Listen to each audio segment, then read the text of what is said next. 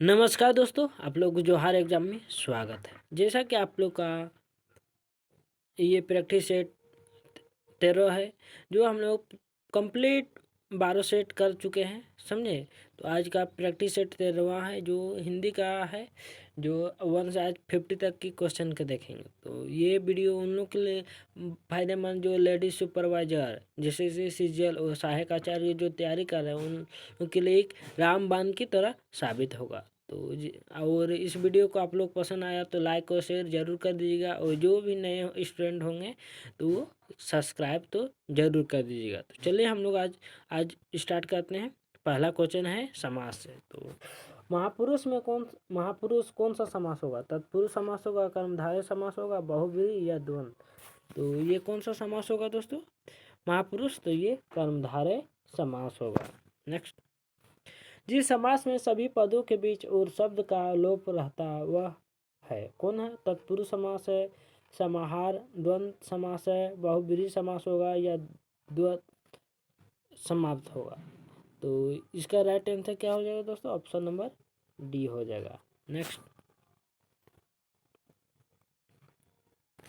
शोक करने के लिए मुहावरा क्या है दोस्तों? सिर भारी होना, सिर पीटना, सिर चढ़ना, सिर पर सवार होना। तो इस मुहावरे का क्या सही अर्थ होगा दोस्तों? सिर पीटना हो जाएगा। नेक्स्ट, भाई गति साफ छुछंदर केरी लोकति का सही उपयोग क्या अर्थ है? एक दूसरे से बचना, दृढ़ संकल्प होना, अपने खतरे को डालना, दुविधा में होना। तो इसका राइट आंसर क्या हो जाएगा दोस्तों? ऑप्शन नंबर डी, दुविधा में होना। क्या हो जाएगा? दुविधा में होना। नेक्स्ट, दास्वत किस प्रकार की संज्ञा है? तो पदार्थवाचक, व्यक्तिवाचक, भाववाचक या जातिवाचक? तो कौन सा होगा ये संज्ञा दोस्तों?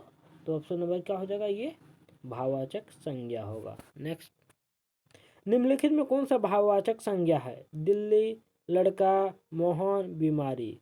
तो इसमें कौन सा एक भाववाचक है दोस्तों? तो इसका राइट आंसर क्या हो जाएगा? ऑप्शन नंबर डी हो जाएगा, बीमारी एक क्या है? भाववाचक, जबकि दिल्ली, लड़का और मोहन ये भाववाचक नहीं है। नेक्स्ट, जो और सो का प्रयोग इनमें से किस सर्वनाम में किया जाता है? संबंधवाचक सर्वनाम, निजवाचक सर्वनाम, निश्चयवाचक सर्वनाम, निश्चयवाचक सर्वनाम। तो इसका राइट आंसर क्या हो जाएगा दोस्तों? ऑप्शन नंबर ए हो जाएगा, संबंधवाचक। नेक्स्ट, रेखांकित सर्वनाम का प्रकार चिन्हित कीजिए। कोई तो होगा जो तुम्हारी सहायता कर सके। पुरुषवाचक सर्वनाम, प्रश्नवाचक सर्वनाम, अनिश्चयवाचक सर्वनाम, निश्चयवाचक सर्वनाम। तो कौन सा होगा सर्वनाम दोस्तों?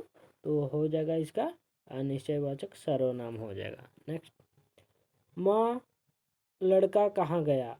उद्देश्य का विस्तार भेद लिखिए। विशेषण है, सर्वनामिक विशेषण है, संबंध कारक है, वाक्यांश है। तो ये कैसा है दोस्तों?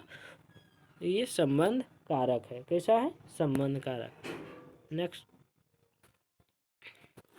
कुर्सी पर मास्टर जी बैठे। इस वाक्य में कुर्सी शब्द किस कारक में है? करण कारक, संप्रदान कारक, संबंध कारक, अधिकरण कारक। तो किस प्रकार का कारक है दोस्तों? कुर्सी में, तो कुर्सी पर मास्टर जी बैठे, तो इसमें कौन सा कारक हो जाएगा? संधिकरण कारक हो जाएगा। नेक्स्ट, उस ग्रंथ में 500 पृष्ठ है। इस वाक्य में क्या है? शब्द गुणवाचक विशेषण, परिणामवाचक विशेषण, संकेतवाचक विशेषण, व्यक्तिवाचक विशेषण। तो इसमें कौन सा विशेषण होगा दोस्तों? तो इसमें हो जाएगा संकेतवाचक विशेषण हो जाएगा। नेक्स्ट, वह धीरे धीरे चल रहा है। रेखांकित शब्द को पहचानिए। क्या है ये? क्रिया है, संज्ञा है, क्रिया विशेषण, सर्वनाम है। तो क्या होगा दोस्तों? वह धीरे धीरे चल रहा है, ये कौन सा होगा? क्या होगा? क्रिया, सर्वनाम या कौन सा होगा? तो इसमें हो जाएगा ये क्रिया विशेषण होगा। नेक्स्ट, निम्नलिखित वाक्यों में किसमें आक्रामक क्रिया प्रयुक्त होता है? शिशु सो रहा है, बालक खेल रहा है, छात्र पढ़ रहा है, छात्र लिख रही है। तो इसका राइट आंसर क्या हो जाएगा दोस्तों? ऑप्शन नंबर ए, शिशु सो रहा है, यह कर्मक क्रिया होगा। नेक्स्ट, पूर्ण अकर्मक के कितने भेद होते हैं? तो 2 होते हैं, 3 होते हैं, 4 होते हैं, इनमें से कोई नहीं। तो कितने भेद होते हैं दोस्तों इसका? तो ये होता है 2 भेद होते हैं। नेक्स्ट, पश्चिमी हिंदी को 2 बोलियों को सही युग्म है, खड़ी बोली और बुंदेली, ब्रज और बजेली, कन्नौजी और अवधी, छत्तीसगढ़ी और बंगाल। तो कौन सा पश्चिमी हिंदी 2 बोलियां है सही युग्म दोस्तों? तो इसका राइट आंसर क्या हो जाएगा? ए, खड़ी बोली और बुंदेली। नेक्स्ट, सिंधी भाषा का संबंध किससे है? पेचासी, सोसैनी से, मराही या ब्राह्मचंड? तो इसका राइट आंसर क्या हो जाएगा दोस्तों? ऑप्शन नंबर डी हो जाएगा। क्या हो जाएगा? डी हो जाएगा। नेक्स्ट, भाषाई आधार पर सर्वप्रथम किस राज्य का गठन हुआ था? राजस्थान, आंध्र प्रदेश, पंजाब, जम्मू कश्मीर। तो किसका हुआ था? आंध्र प्रदेश का हुआ था। नेक्स्ट, संसद का कार्य हिंदी या अंग्रेजी में होगा, यह प्रावधान संविधान के किस अनुच्छेद में है? Article 343, article 351, article 120, article 210। तो किस में प्रावधान है दोस्तों? तो ऑप्शन नंबर सी हो जाएगा, अनुच्छेद 120 में प्रावधान है। नेक्स्ट, निम्नलिखित में कौन सा तद्भव अक्षर, आज्ञा, पंख, कार्य? तो कौन सा एक तद्भव है दोस्तों? तो इसका राइट आंसर क्या हो जाएगा? पंख है। नेक्स्ट, घोटक का तद्भव रूप क्या है? जोड़ा, छोटू, घोटा या घोटना? तो इसका राइट आंसर क्या हो जाएगा दोस्तों? ए, छोड़ा। नेक्स्ट, जब कोई बोली या भाषा व्याकरणिक ढांचे में ढलकर व्यवस्थित रूप में ग्रहण कर लेती तो उसे क्या कहते हैं? राष्ट्रभाषा, राजभाषा, परिनिष्ठ भाषा या क्षेत्रीय भाषा? तो क्या कहते हैं? क्या हो जाएगा इसका आंसर? परिनिष्ठ भाषा कहते हैं। ऑप्शन नंबर सी। नेक्स्ट, भाषा के रूप है अशाब्दिक, शाब्दिक, ए और बी, या इनमें से कोई नहीं। तो कितने रूप हैं दोस्तों? 3 रूप हैं, 2 रूप है, सॉरी दोस्तों, अशाब्दिक और शाब्दिक। तो इसका राइट आंसर ए और बी दोनों। नेक्स्ट, धान छरी छंद है, वर्णिक है, मात्रिक है, मिश्र, इनमें से कोई नहीं। तो इसका राइट आंसर क्या हो जाएगा दोस्तों? ऑप्शन नंबर ए हो जाएगा इसका। तो क्या हो जाएगा? ए। नेक्स्ट,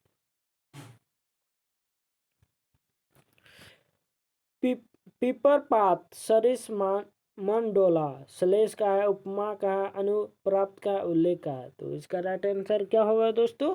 तो ऑप्शन नंबर बी हो जाएगा, उपमा का है। नेक्स्ट, जादुई यथार्थवाद के प्रतिष्ठा पद कौन है? बुलाओ, देरिदा, कोट्स या फ्राइड? तो इसका आंसर क्या होगा? तो ए हो जाएगा, बुलाओ, बुलो। नेक्स्ट,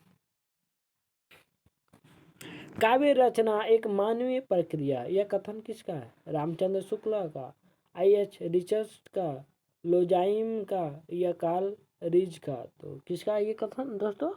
तो कार्ल रीज का है।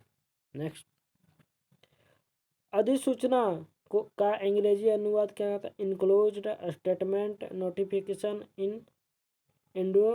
Indoor segment. तो क्या होगा दोस्तों इसका अधिसूचना का अंग्रेजी अनुवाद? तो option number C, notification. Next, प्रयोज मूलक हिंदी का उदाहरण नहीं है। कार्यापी प्रयुक्त, वाणिज्य प्रयुक्ति, खेती बाड़ी प्रयुक्त, वैज्ञानिक भाषा प्रयुक्त। तो इसका राइट आंसर क्या होगा दोस्तों? वाणिज्यिक प्रयुक्ति। नेक्स्ट, विद्यापति ने अपनी किस रचना को कहानी कहा? भूप परिक्रमा, पदावली, कृति पाटका या कृति लता? तो इसका राइट आंसर क्या होगा दोस्तों? ऑप्शन नंबर ए, बी हो जाएगा, पदावली। नेक्स्ट,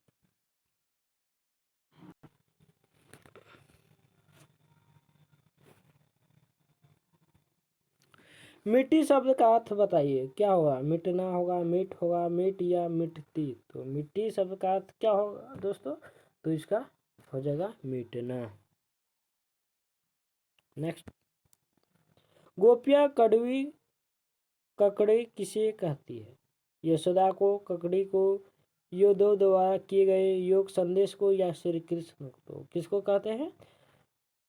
उद्धव द्वारा किए गए योग संदेश को कहते हैं गोपियाँ कड़वी ककड़ी। नेक्स्ट,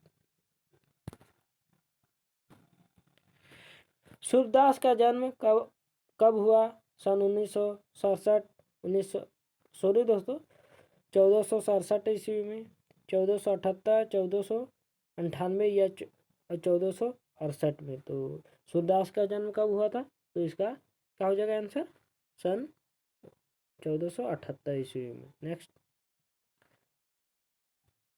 दूसरे पद में भीख मांगते भिखारी के रूप में किसका परिचय दिया गया? लक्ष्मण का, सीता जी का, भगवान श्री राम का, तुलसीदास का? तो इसका आंसर क्या होगा? तो ऑप्शन नंबर डी हो जाएगा, तुलसीदास का। नेक्स्ट, बिहारी कवि के पिता का नाम बताओ। तो क्या था? देव, केशवदास, रामचंद्र, केशव चंद्र। तो क्या नाम था बिहारी कवि के पिता का नाम? तो इसका नाम था एक देव। नेक्स्ट, भूषण के ने मुख्यतः किस भाषा की रचना की? अवधी, ब्रज, खड़ी बोली, इनमें से कोई नहीं। तो किस भाषा की रचना की थी भूषण ने? तो इसका राइट आंसर क्या होगा दोस्तों? तो हो जाएगा इसका बी, ब्रज भाषा की भूषण ने मुख्यतः रचना की थी। और बिहारी के पिता का नाम क्या था? तो इनके पिता का नाम क्या था? तो क्या देव था। नेक्स्ट, इनमें से कौन से कवि रसिक कवि के रूप में जाने जाते हैं? विद्यापति, भूषण, सूरदास, कबीर। तो कौन से कवि हैं जो चारों में एक रसिक कवि जाने जाते हैं? तो कौन जाने जाते हैं इसका?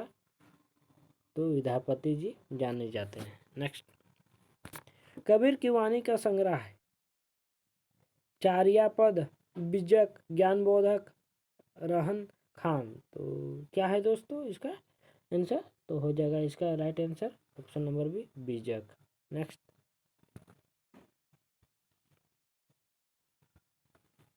सूरदास की शाखा के कवि के अग्रण्य है? श्री कृष्णश्री, जनाश्री, प्रेमाश्री, रामाश्री। तो इसका आंसर क्या होगा दोस्तों? तो ऑप्शन नंबर क्या हो जाएगा? ए, कृष्णश्री। नेक्स्ट, तुलसी किस काल के कवि थे? रीति काल के, आधुनिक काल के, वीरगाथा के, या भक्ति काल के? तो तुलसी जी किस काल के कवि थे? तो ये थे भक्ति काल के कवि थे तुलसीदास जी। नेक्स्ट,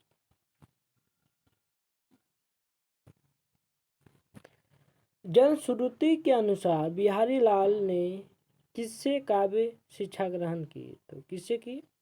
विश्वनाथ प्रसाद मिश्र से, लाल भगवान दीन से, कृष्ण बिहारी मिश्र से, आचार्य केशव से। तो इसका आंसर क्या होगा दोस्तों? तो आचार्य केशव से। नेक्स्ट,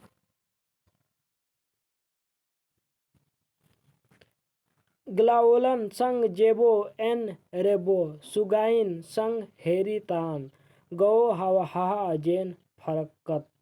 उपरोक्त पंक्तियाँ रसखान के किस कृति में लिखी गई है? तो कवित्व में, सवैया में, दोहा में, इनमें से कोई नहीं। तो इसका आंसर क्या होगा? सवैया। नेक्स्ट, भूषण कौन सा काव्य ग्रंथ अलंकार विषयक है? शिवराज भूषण, भूषण हजारा, भूषण उल्लास, शिवा बानी। तो क्या क्या होगा दोस्तों आंसर? तो इसका हो जाएगा option number A, Shivraj Bhushan. Next, P प्यारे तिहार निहारे बिना अखियाँ दुखियाँ नहीं मानती। कविता की यह पंक्ति किसकी है? बिहारी लाल की, पद्माकार की, भारतेंदु की, है रसखान की। तो किसकी है ये दोस्तों? तो ये है किसकी होगी इसकी? तो ये आप लोग कमेंट में भी बताइएगा, ये भारतेंदु जी की है। नेक्स्ट, प्रेम फुलवारी किसकी रचना है? तो श्रीधर पाठक, भारतेंदु, मैथिली शरण गुप्त, प्रताप नारायण तो मिश्र। तो प्रेम फुलवारी किसकी रचना है दोस्तों? ये है भारतेंदु जी की रचना है। नेक्स्ट, पतंजलि प्राकृतिक को किस में चित्रित किया? नर नारी दोनों के रूप में, नर के रूप में, नारी के रूप में, इनमें से कोई नहीं। तो इसका आंसर क्या होगा दोस्तों? ऑप्शन नंबर सी, नारी के रूप में। नेक्स्ट, इनमें से कौन सी रचना मैथिली शरण गुप्त द्वारा की गई है? तो कौन सी की गई है? रत्नावली, रंग में भंग, विष्णुप्रिया, ये सभी। तो कौन सा एक मैथिली शरण गुप्त के द्वारा की गई है दोस्तों? तो इसका आंसर होगा ऑप्शन नंबर डी, रत्नावली, रंग में भंग, विष्णुप्रिया। मुक्त छंद की पहली रचना है जूही की कली, कुकुरमुत्ता, संध्या सुंदरी, संध्या की कली। तो इसका आंसर क्या होगा दोस्तों? ऑप्शन नंबर क्या हो जाएगा? ए, जूही की कली हो जाएगा। नेक्स्ट, आचार्य रामचंद्र शुक्ल की दृष्टि में आंसू कैसी कृति है? तो सचित्र काव्य, संस्मरण कन, स्मृति काव्य, इनमें से कोई नहीं। तो इसका राइट आंसर क्या होगा दोस्तों? ऑप्शन नंबर सी, स्मृति काव्य है। नेक्स्ट,